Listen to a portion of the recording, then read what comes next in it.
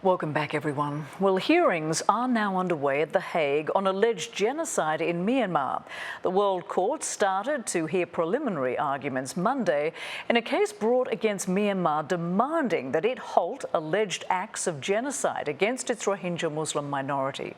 Gambia claims that Myanmar has violated the Genocide Convention, citing events in 2017 when more than 730,000 Rohingya Muslims fled Myanmar into neighbouring Bangladesh after a military-led crackdown.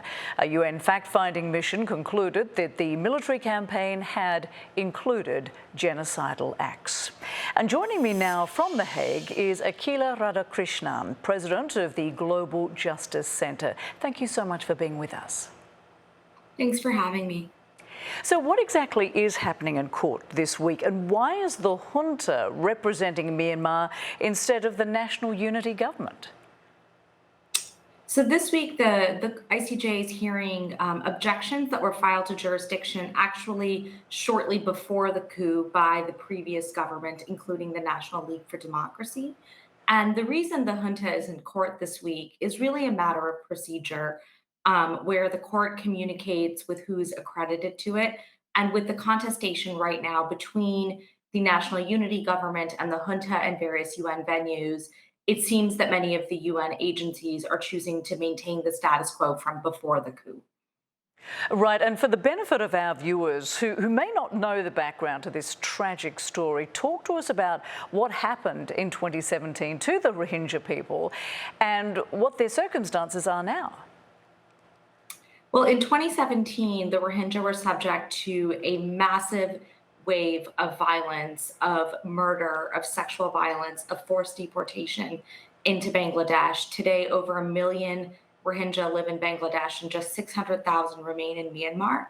And this was built on decades of religious discrimination and oppression of the Rohingya minority, including the denial of their ability to have citizenship in the country. And so today you have 1 million people who can't return and 600,000 people who live under increasing threat with the junta now back in power, those who committed the acts of violence against them in the first place. And the United Nations is calling it genocide, but the international community has done nothing to help the Rohingya people, and the World Court verdict could take months. So what real impact will a ruling against the junta have, and what more should the world be doing to bring justice to the Rohingya people?